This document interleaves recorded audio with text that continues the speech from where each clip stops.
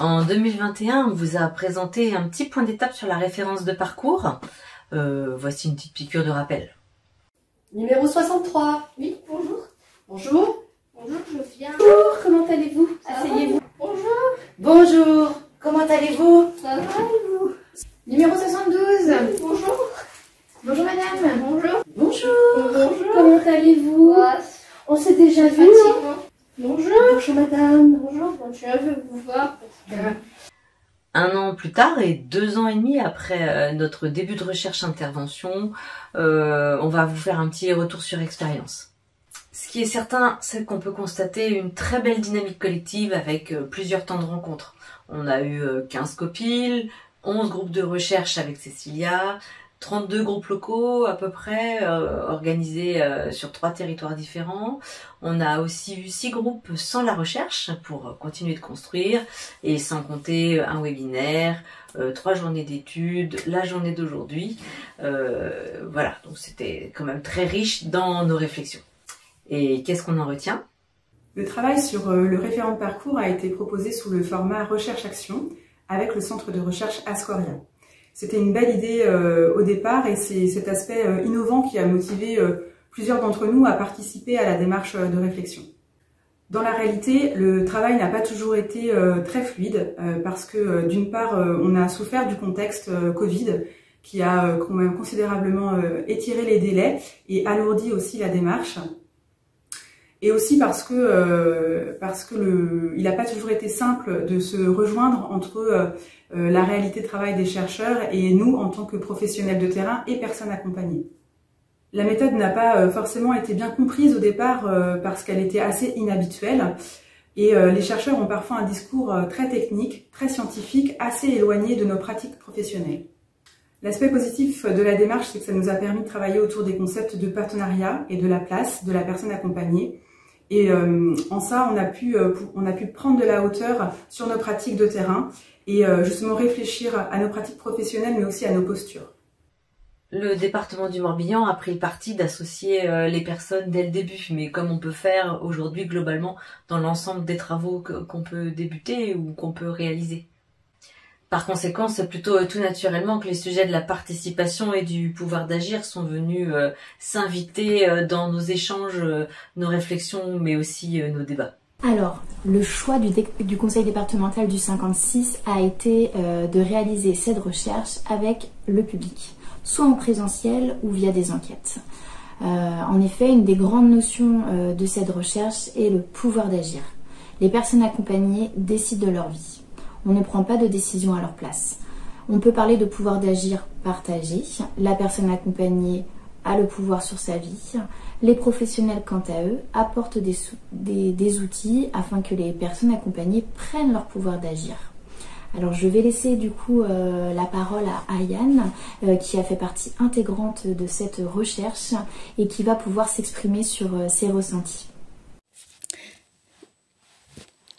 J'ai apprécié de participer à ces groupes de recherche. Je suis persuadée que ça aidera beaucoup de gens. J'ai apprécié l'échange de chacun a pu s'exprimer. J'ai aussi apprécié l'organisation et l'ambiance de ces groupes. Si ça réfère, je référerai sans hésitation. Ce qu'on peut souligner, c'est que la présence des personnes n'a jamais été questionnée au cours de la recherche. Mais la pratique est venue d'elle-même poser la question de leur place dans une organisation, mais aussi les moyens qu'on leur donne pour accéder à la compréhension de ces organisations. Une autre thématique a pris une vraie place dans la recherche, c'est celle du partenariat. Tu sais Camille, le point fort de la référence de parcours, ça a vraiment été le partenariat. C'est vrai qu'il y a eu une belle mobilisation sur tous les groupes locaux. Tout le monde a répondu présent, enfin une grande partie. Il nous manque encore quelques acteurs tels que le champ de la santé ou de la protection de l'enfance, mais on a eu vraiment un bel élan. Oui, c'est vrai que moi, dès que vous me l'avez proposé, j'ai adhéré tout de suite. Voilà, ça me plaisait vraiment de travailler en partenariat sur un projet commun. On a pu créer vraiment une force, et puis les employeurs ont suivi du coup pour nous dégager du temps sur cette référence de parcours. Donc voilà. Ça a vraiment fait sens commun, voilà, toutes les questions qu'on a soulevées. Et du coup, maintenant, il ne nous reste plus qu'à la construire. faut que voilà, on puisse mettre en œuvre. Ouais, la mettre en œuvre, c'est ça. Faut qu'on fédère davantage de partenaires. Faut qu'on construise aussi une charte partenariale pour notamment tout ce qui concerne le secret professionnel et bien fonctionner avec la personne accompagnée et les partenaires. Dans la référence de parcours, voilà. Pour la mettre en œuvre. Et puis histoire de continuer à faire vivre aussi ce partenariat, parce que là, pour l'instant, il est construit, mais l'idée c'est aussi de le faire perdurer dans le temps. Voilà, peut-être d'engager des formations communes autour de la référence de parcours. Mais en tout cas, travailler ensemble, ça fait du bien. C'est clair, ça fait du bien. Cette coopération souhaitée et nommée par Émilie et Camille vient soulever aussi les questions du secret partagé, de l'interconnaissance et des articulations entre tous les acteurs. Elle prend corps en redonnant sens à l'accompagnement. C'est notamment ce que nous avons pu partager à travers la thématique de la professionnalité. On s'est souvent demandé en quoi la référence de parcours allait impacter notre pratique professionnelle et notre posture en tant que travailleur social. C'est vrai que nous sommes allés voir certains collègues pour présenter la démarche et ils nous ont dit mais finalement la référence de parcours on le fait déjà puisqu'on se coordonne avec les partenaires. Donc ça risque de venir alourdir notre pratique et puis prendre aussi du temps. Aujourd'hui, la démarche de référence de parcours, elle suscite de l'intérêt et de la curiosité. On a envie de savoir concrètement comment ça va se passer. Lors des travaux de la recherche-action, on s'est intéressé aussi à la posture professionnelle du référent. Donc le référent de parcours, c'est quelqu'un qui est là pour fluidifier les échanges entre la personne accompagnée et ses intervenants. Il est le facilitateur dans la communication et il va devoir avoir la bonne proximité dans la relation d'aide. Une relation de côte à côte, qu'on peut dire aussi horizontale, qui va permettre la confiance et la transparence. Il va aussi travailler en transversalité avec les partenaires. Donc il va être légitimé par la personne, parce que c'est bien elle qui l'aura choisi, et par les institutions pour mener à bien sa mission. Et on voit bien que dans la démarche de référence de parcours, on revient aux fondamentaux du travail social. Ça va redonner du sens à nos interventions. On va pouvoir prendre le temps de l'accompagnement. Et lors de l'expérimentation, ce qui va être intéressant, ça va être de mesurer la plus-value pour la personne accompagnée et puis pour les professionnels. Alors justement, on s'est tous prêtés à la question de la plus-value de la référence de parcours. Une façon pas si simple de questionner les évidences. La plus-value pour le public. Ce qu'on a pu nommer, c'est que la référence de parcours recentre la personne au cœur de son parcours, justement. Ça lui permet de cesser les répétitions, de renforcer son autonomie, en retrouvant confiance aussi dans les professionnels. Pour les professionnels, la référence de parcours renforce la dynamique partenariale et transversale, notamment dans le secteur sanitaire et social. Il leur permet de sortir de l'isolement, du cloisonnement. Il redonne du sens et fluidifie les fonctionnements. Pour les institutions, la référence de parcours clarifie les interventions, évite les doublons, permet à une meilleure efficacité, prévient les ruptures d'accompagnement et améliore la qualité du service rendu en faisant évoluer les postures et les pratiques professionnelles et donc les politiques publiques. Alors concrètement, pour le département du Morbihan, le référent de parcours est une professionnelle choisie par la personne accompagnée, car ce professionnel est identifié comme une personne de confiance et ressource pour elle. Son rôle est de coopérer avec la personne, de faire le lien entre tous les acteurs afin de faciliter son parcours en accord avec ses propres objectifs. Il est garant des moyens à mettre en œuvre. La modalité de référence de parcours n'est pas un dispositif, mais bien une méthode d'intervention en travail social, une démarche d'accompagnement à intégrer dans les missions déjà existantes, et qui a pour finalité de développer le pouvoir d'agir du public. De façon très concrète, un comité de suivi va accompagner l'expérimentation sur 18 à 24 mois avec l'ensemble des professionnels du département qui seront volontaires, évidemment avec le public. Et dans l'idéal, on aimerait que ça devienne ça. Je voulais savoir, j'ai eu ces documents, je voulais savoir qu'est-ce que c'est les références parcours. La référence de parcours, du coup, ça s'adresse à des personnes qui rencontrent une situation un peu complexe et qui ont plusieurs intervenants dans leur situation. Et cette personne-là, en fait, ça va être la personne de confiance, la personne ressource qui va faciliter la coordination entre les différents intervenants en fonction des besoins de la personne. C'est quelque chose qui pourrait vous correspondre? Oui, parce que j'ai du mal pour les gardes, pour trouver une garde pour mes défis et aller tous mes autres rendez-vous. C'est vrai que moi je connais bien votre situation, hein, depuis 2 ans maintenant que je vous accompagne. Il y a l'éducatrice, je sais que vous avez rencontré la conseillère CAF, vous avez la conseillère du Pôle emploi, vous avez le psychiatre qui a démarré il n'y a pas longtemps. Ça pourrait être intéressant dans ce cas-là. On peut convoquer l'ensemble des personnes qui gravitent dans votre situation. On leur fait un petit courrier, on propose une petite réunion partenariale et à cette occasion, en fonction de vos besoins, vous définirez qui est la personne de confiance, la personne que vous souhaitez pour être votre référent de parcours. D'accord. Et puis on s'articulera pour mener à bien de façon positive votre parcours. D'accord. On fait le courrier ensemble? Oui. Alors, du coup, on invite, donc on a dit le Pôle emploi, le psychiatre, la conseillère CAF, l'éducatrice, et moi-même, du coup. Et vous, bien sûr, c'est très important. Voilà. Vous êtes d'accord? Oui, je suis d'accord. Je vous laisse signer, du coup, et je vais faire partir ce courrier à l'ensemble des professionnels. Hein?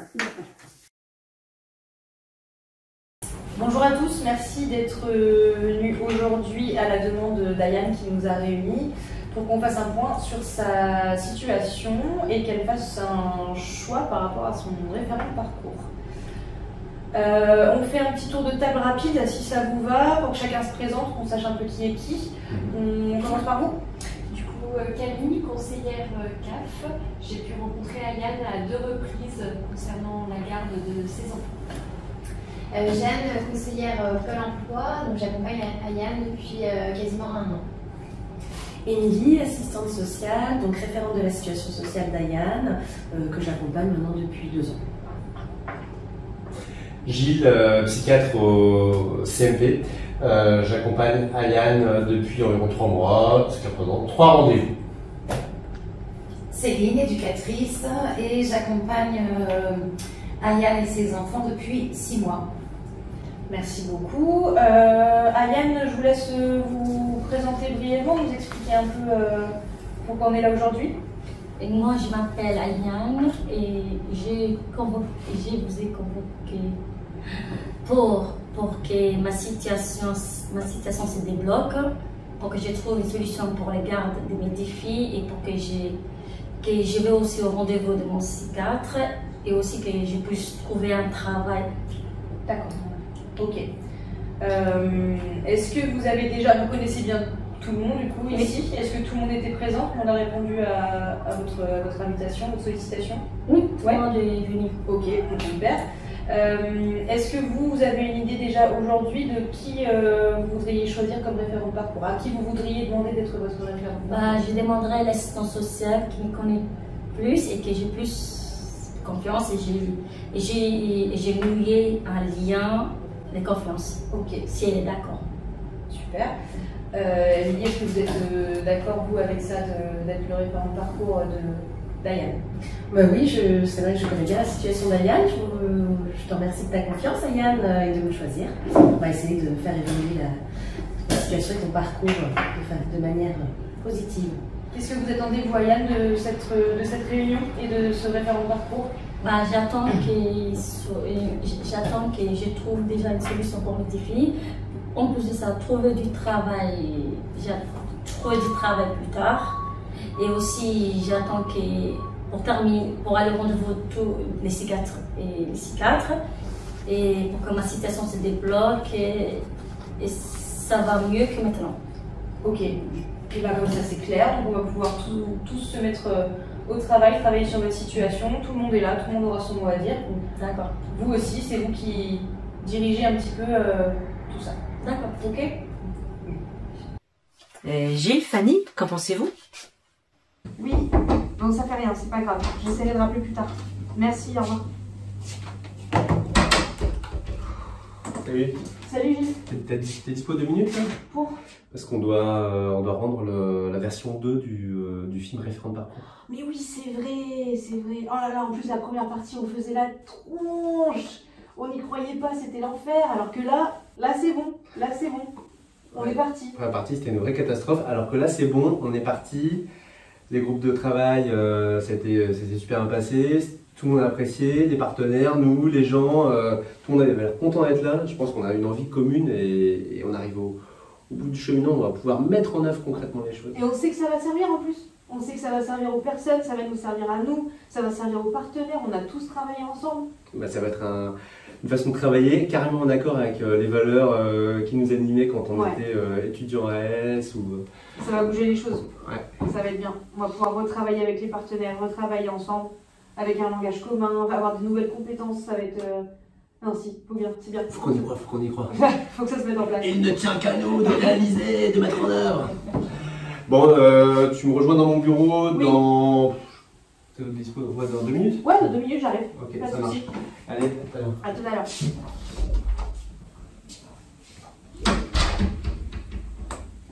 Et merci à la recherche aussi. Travailler avec des gens qui ne sont pas du milieu, ça aide à prendre un peu de hauteur.